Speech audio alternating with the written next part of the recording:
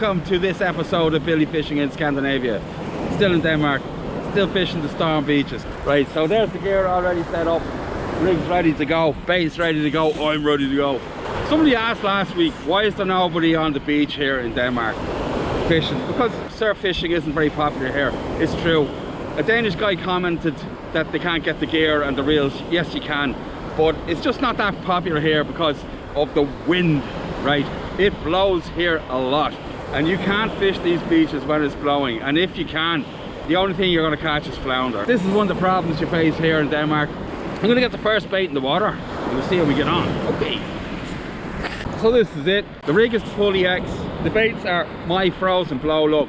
And I'll link the video for how to make the bait, the rigs, the hairs for the hooks, the whole lot. You're going to see that later on. You're probably wondering why I don't use different baits here, because it doesn't matter. You can use ragworm, you can use lugworm. It doesn't make any difference. You're not going to catch anything different. The flatfish don't care, the cod don't care. I fished here for quite a few years previously to this, so I know how it works here. I think it's true of most beaches. If you put a worm in front of a fish, they're never going to turn their nose up at it. Not unless there's 100 ragworm all around it, and that's what they're used to feeding on at that moment. But generally that doesn't happen, so you're always good with a few lug or a few rag, whatever you got. Don't overthink it. They're looking the wrong way again. Eye on the ball, right? Yes. Okay.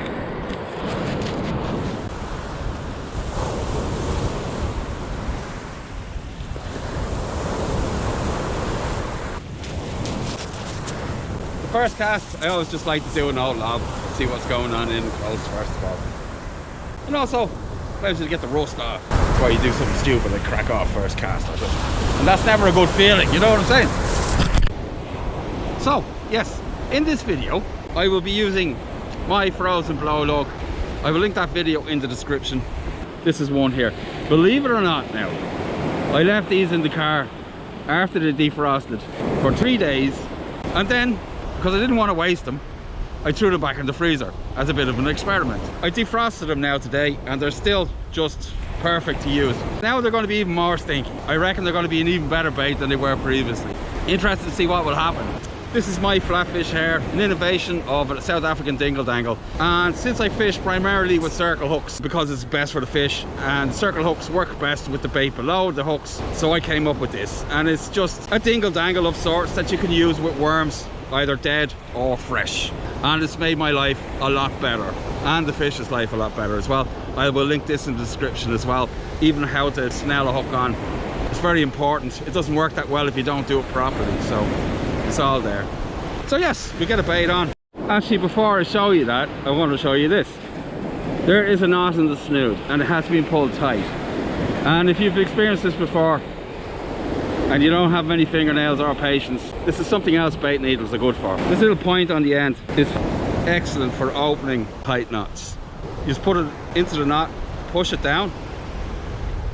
I know there's no way in hell you can see this, but I'm going to try anyway. So now it's opened up the knot. Just give it a little push and away you go. That's it. More tips, the better. And some people will just leave that because it's awkward and they don't want to deal with it. The problem is, if you pick up a decent fish, it will actually snap the line. And of course, you don't need to use a bait needle with dead worms, but it's easier. So a lot of tension on the bait needle and you slide the worm on.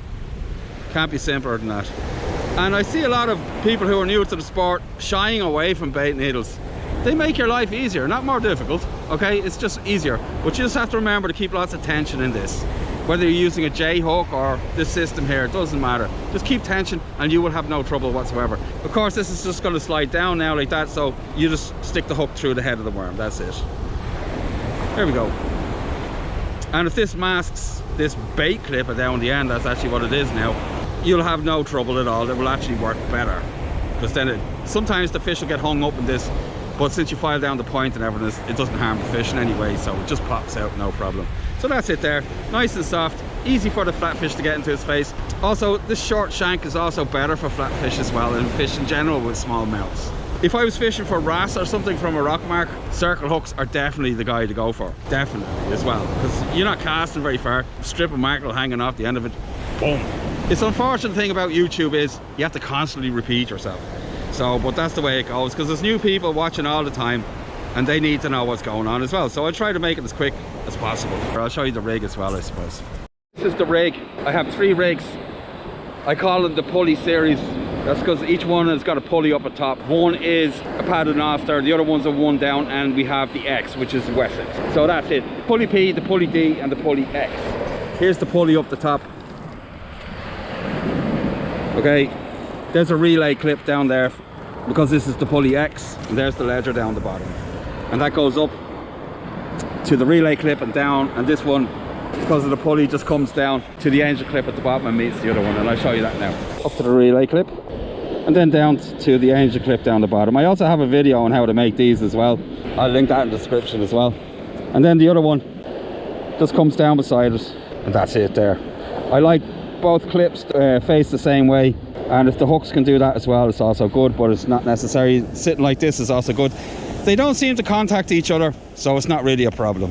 This is not a rig for surf beaches, it's for stone beaches. So I imagine this would tangle very severely on a surf beach. So it's not something I'd use there. I just do fish flappers on surf beaches anyway.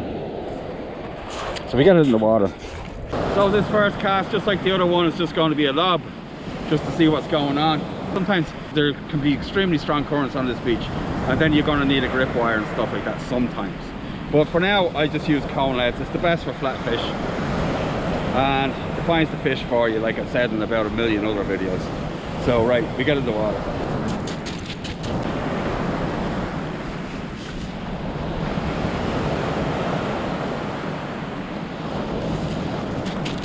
So out it goes to meet the siding. Let's see what he can give us today. Right now, you've probably seen on the news and other places that the Italians are having the worst weather in the world ever. I was thinking about going there for the summer and all the rest of it, and by God, I'm glad I didn't. And my heart goes out to them there. They're just having the worst time ever. And on that note, while I was in Italy, I wasn't catching pretty much anything. I think I caught like that many fish while I was there. But while I was there, there's one guy that was continually catching when nobody else could, and his name was Federico. And I just put in this short clip of me and Federico and some of the boys from Catania doing some drone fishing.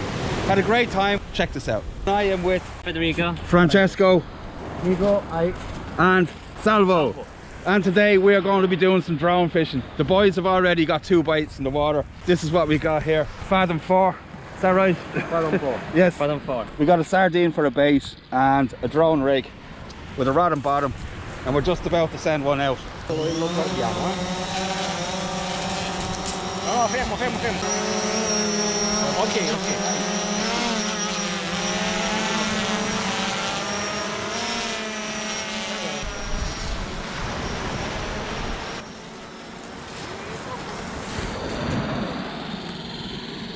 Vai piano, Nico, non andare troppo. La chiesa is perfect. Tanto okay, buono. Okay. Perfect. Okay, very good cast. That was a very good cast. Right, this is the drone that they were using. Totally high-tech stuff. Little drop system there. You can get them on the internet as well. And we got 3 rods out. We got this little guy here. That one's out 170 meters. Penn Squall boat rod. This is an Italian rod. The reel's in the low position because it's for fighting a fish, a big fish. This is it here. It's 13-foot casts from 5 to 8 ounces, right? Federico caught a 55 kilo eagle ray in that rod just a few weeks ago, actually. This is what I brought to the party. This is my South African rod. It's a Shimano Tagnium, heavy 14-foot. It casts from 7 to 10 ounces. It's got 2 tips and got a Fathom 40 that's been megged and 50-pound line. Federico has got a fish on apparently. Right. I'm not very sure. He's got a fish, and if he doesn't, I'll just delete it and you'll never know. Maybe. Anyway, so Oh. See.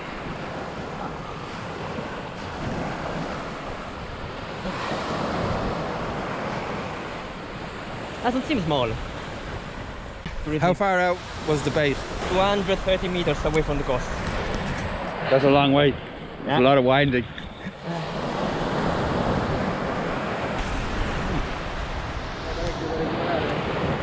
bottom pour. It's very strange reaction. It doesn't swim laterally. It's straight forward me.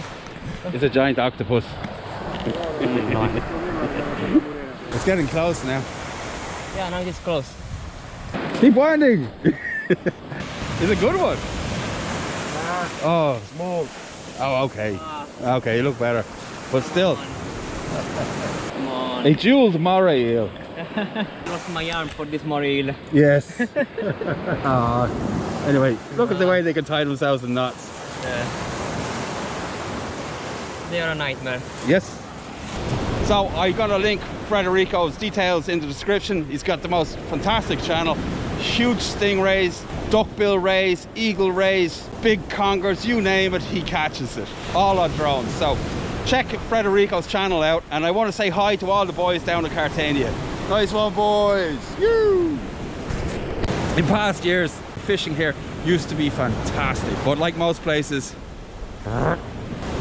very sad, but what can you do? Head north, Billy. Okay. So yeah, the rods are the Hellbender HS by Abu, and the reels are the Daiwa 7HT Millionaire. Yeah. And they are loaded with 32-pound 4-strand braid mainline and 100-pound 4-strand braid leader on both reels. So I'm getting a bite on the left rod, and we'll see if we got a fish. Yeah. I didn't show the bite because it's impossible to see in this weather. No, it's a fish. And I bet you it's a flounder. It's a dab, is it? Yeah, we got 2 fishes. Yes, we do. Yes, double shot to start with. Flounder and dabs. Yes, fantastic. Looks like both of them are going back as well. I didn't even get to call it. First cast bloody fish as well. We got the floppity flounder and the dabble. Just dabbling. Anyway, so there we go. Nice little dab. Hooked in the lip. Yes. Out goes the hair. Put that guy there. And he just came off straight away as well. So we get these jokers back in the drink. That dab is actually legal. So, but I'm not keeping it. But what? You hang on to yourself there, buddy. So that's it. First cast fishes. Goodbye, boys. Ta-ta! Yeah! Nice! First cast fishes. Yes. Don't you just love it? And actually, got dabs in close. That's kind of unusual. See, sometimes it's not necessary to throw far. I mean, I only threw it like 100 meters, something like that. We get more bait on, get the rig back in the sea, see what it will provide for me. Yeah. So the 3-day-old car worms are doing the business. So we get another bait in the water and we'll see what we can get. I don't know whether to lob it further or not. Maybe a little bit further and we see what we get. The fish are right there. There's dabs there. There might be even placing close today, so you never know. If I catch a few decent dabs, I'm going to keep them. And if I catch some decent places, I'm going to keep them as well, because I got to feed myself as well, you know what I mean?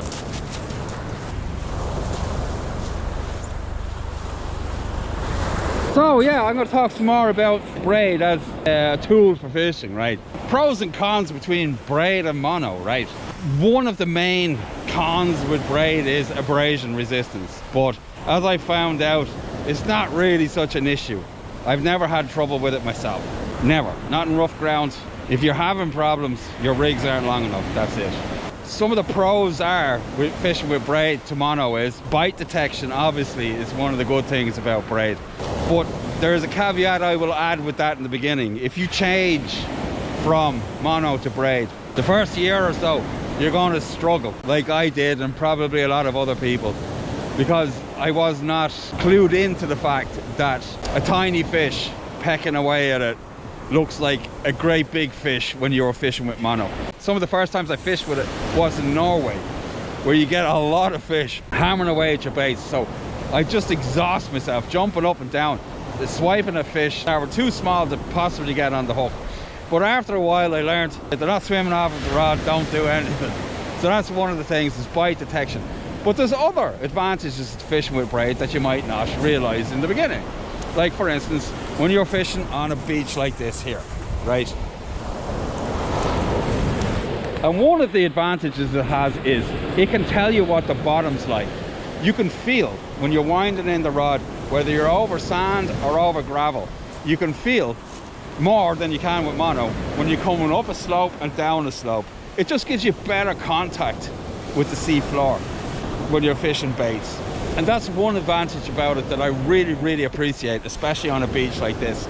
It's also good if you're fishing a rough mark as well. You get those few extra seconds. You can feel that you're into some weed or you clipped a rock.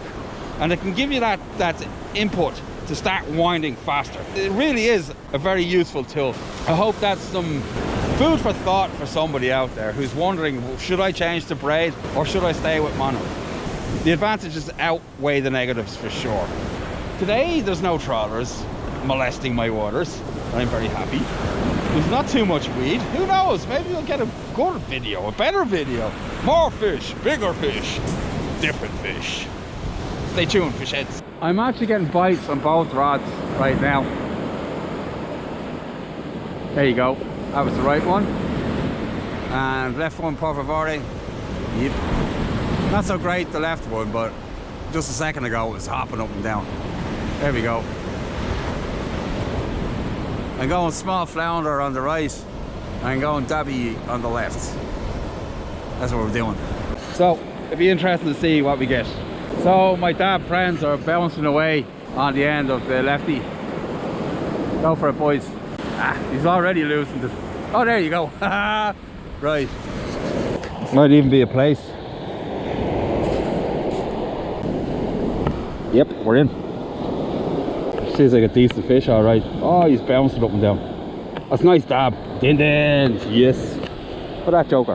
Haha, lovely. So into the bucket with that guy. See, I called it. Dab. Here we go. Nice dab.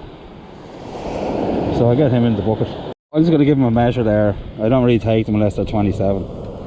So, yeah, we're nearly 30, so. Din dins. Yes.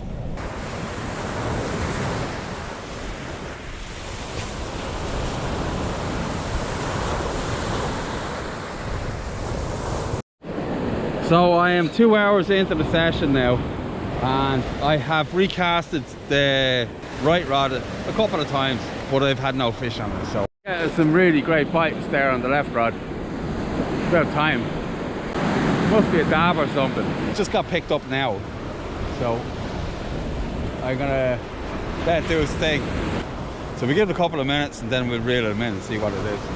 I'm going place or dab. Just got a huge bite and I couldn't film it, so I just had to jump on it. So we'll see what we got. Oh, it's a nice fish. Oh, ain't Billy. It's been a while since I've had a fish, a couple of hours at least. Don't know what's going on, but something nice has turned up. Yeah, here we go. What have we got? Where is this? I can't see a damn thing. There we go. What have we got? Nice flat fish. We got two. Now we got, what have we got? Nice place. Ah, yes. You come over with me, buddy. See if you're sizable. Oh no, he's going back. But a nice place anyway. That's legal, well above legal, but we get him straight back in there. Unharmed because of the circles. There we go. Seems to be an okay year for place now this year. They've been gone for a while. Ta-ta, buddy. There he goes. See him? Goodbye. Yes. I'm gonna get geared up and lash out another one. The old stinky worms seem to be doing the business regardless. So that's flounder, dabs and place. The fishing ain't great, but I've had worse days on fresh worms. So I don't think that's got anything to do with it. So I'm gonna get a couple more on this rig and I'm gonna cast it back out again. Yes. The reason about this experiment is I've always heard that like you need the freshest bait. You've heard it too. Refrozen bait doesn't work, so on, so on. I think it's all a load of propaganda to get you into the tackle shop, spend all your money. Right, okay, we're all about saving quids here on the Billyfishing channel. We'll get this back out and see if we can pick up another place. Love another place, one for the dinner anyway. One of my favourite eating fish, apart from dabs.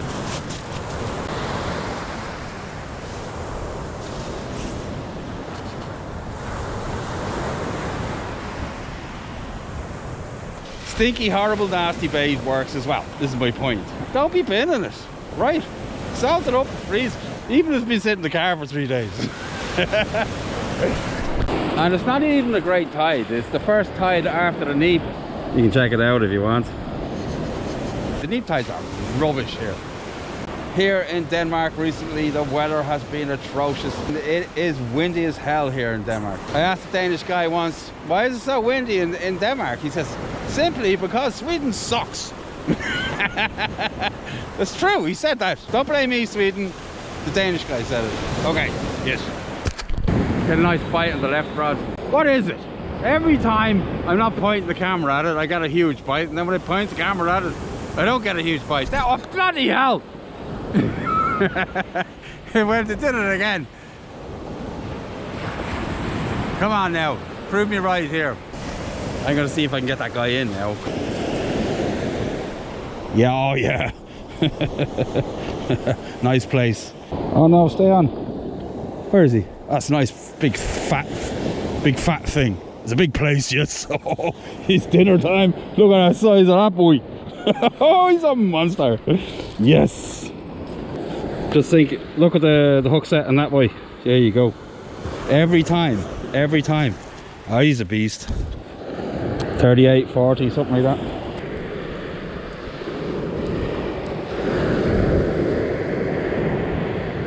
Oh, he's 35 anyway. 36. Yeah, 36 centimeters. 35. Just about 30. Just about. Yeah, he is 36. Yeah. Nice.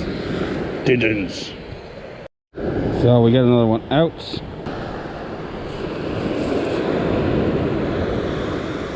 So we get another place before the session's over. Woo. It was a pendulum cast that produced that fish, and that's what I'm going to do now again. So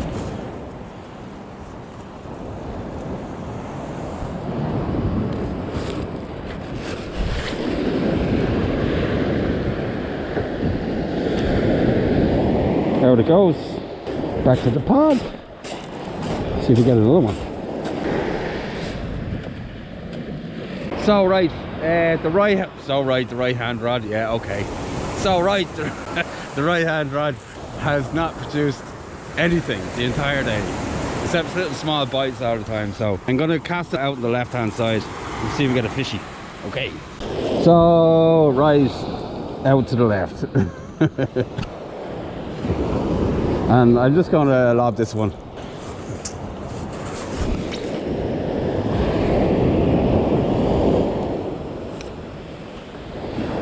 Another place would be fantastic. Settle that in and wait for the bite. Yeah. Session is coming to an end. When the sun reaches the horizon, we're done. Yeah. Rod's doing crazy stuff already. I'm gonna move this rod to see if there's a fish on it. It looked like there was. It's not a great fish by any means, but oh yes, we got a nice fish on. So looks like we're going to have, oh, it's a beast of a fish. How come it wasn't given a decent bite? Maybe it's two fish. Oh yeah. Yeah. Oh, I have to pump and everything. It could be a codling actually. It's not a flatfish. Oh no, no, no, oh, it's come off. No. Ah. Nice fish, small hook. Damn. Oh well. So we got another cast out. Don't you just hate that when you lose a big fish? I'm in a hurry. I hate that. That would have been great. Would have been the best fish I've had here in years. My best cod off this beach is like nearly 7 pounds, so he might be still around, you never know.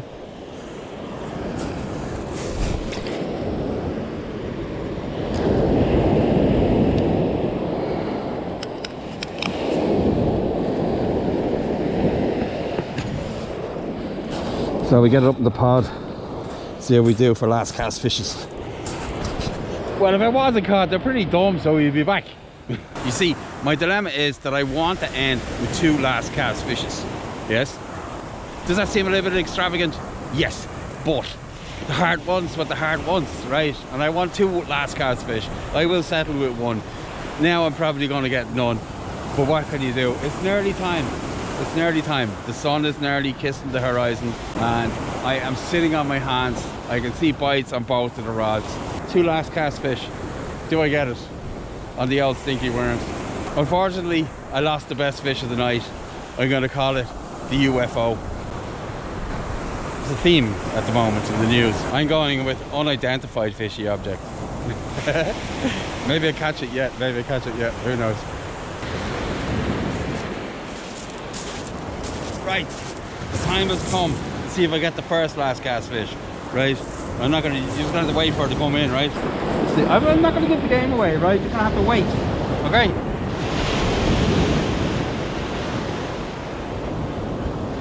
This is the last cast, first cast, last cast fish. Not for that one anyway. My chances have diminished to 1 rod. So let's see if it's second last cast fish, right? Still not gonna give the game away, right?